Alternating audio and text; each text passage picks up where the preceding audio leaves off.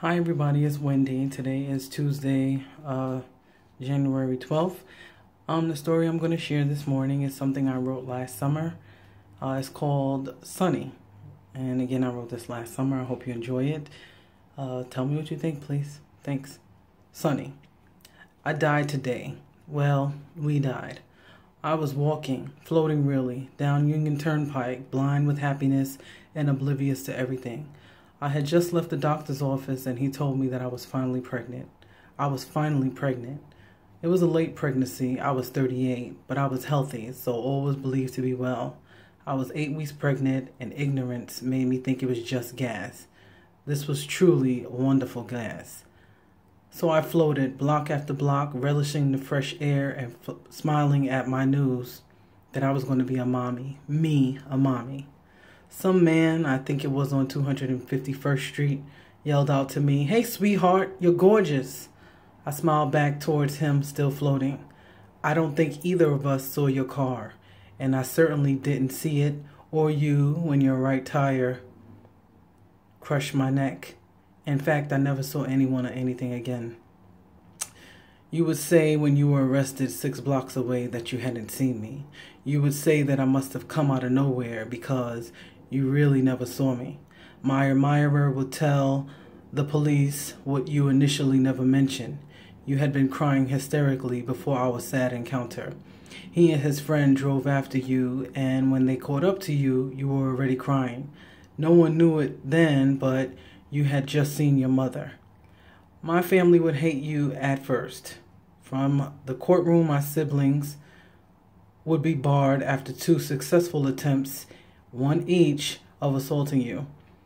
My mother would begin to have pity on you when she saw that each time you never fought back. At night, before she would go to sleep, my mother would tell me that it seemed that you died long before I did. My mother would learn that in fact you had, a part of you anyway. You were younger than me, and after years of therapy, finally on your feet. You had a hard life. Your mother, deeply entrenched in a life of drugs and degradation, had for years pimped you out for money. You were a baby prostitute who could barely speak. Your body was used up early and had been for years. You never knew who your father was, and most likely your mother didn't know either, and the abuse would have continued had an anonymous phone call not been made about the little naked girl seen in the abandoned building. When the police found you, you were alone and undressed. A man was seen walking out of the building, and no one had to guess what he had been doing. Your body was teeming with lice and bed bugs. Bug bites, excuse me. It appeared you hadn't bathed ever. Your jaundiced skin and eyes were the sick, sad color of a dying sunflower.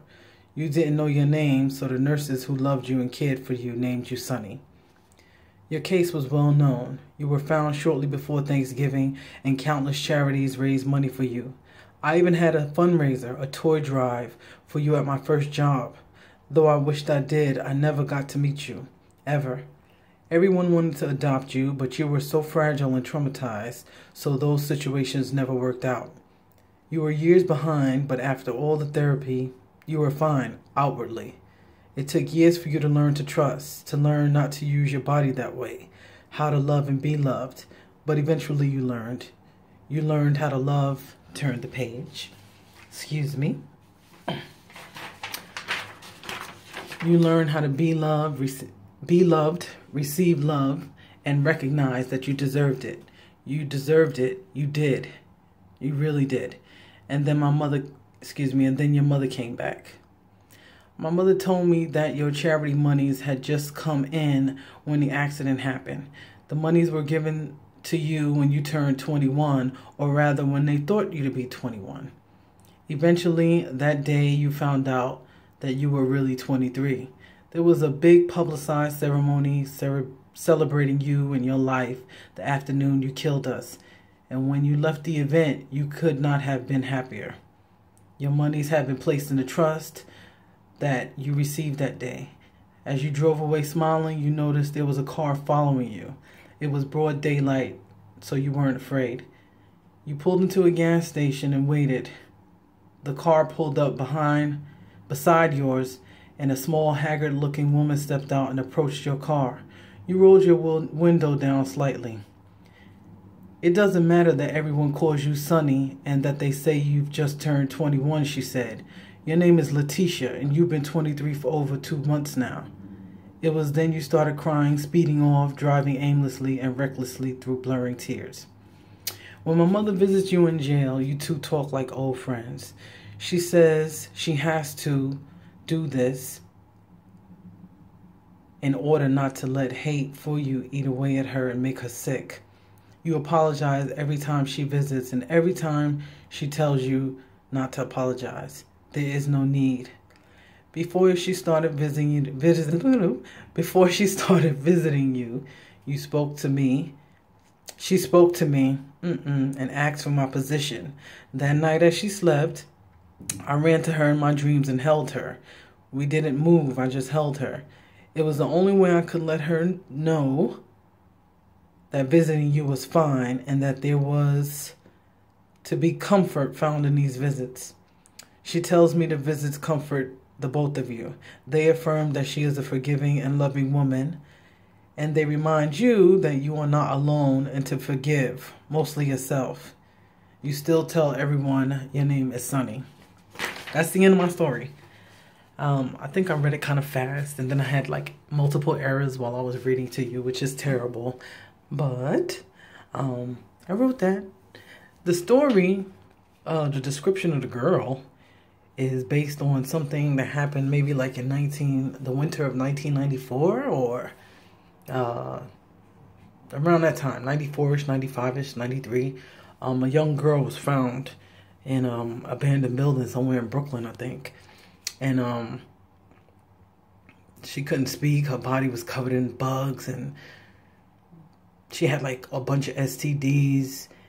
And apparently her mother was pimping her out for drugs and money. And my sister was working at New York Telephone at the time. That's what it was. Was it New York Telephone? Or maybe it had just went over to 9X or something like that. I don't know. But my sister was working for 9X. And they had a toy drive for this little girl. What was she going to do with toys? I don't know. I guess it was a nice thing. Who knows? I would really like to find out where this child is, but I don't know. So I wrote that story. I was thinking about her, and then I put it in a context of, sadly, what she might feel if she ever saw her mother again. But, you know, I had to make it bigger, because that's what I do. Bigger and sadder and more tragic, because that's what I do and do well. Hope you enjoyed that. Thank you for watching, listening. Tell me what you think. I hope you like it. Bye.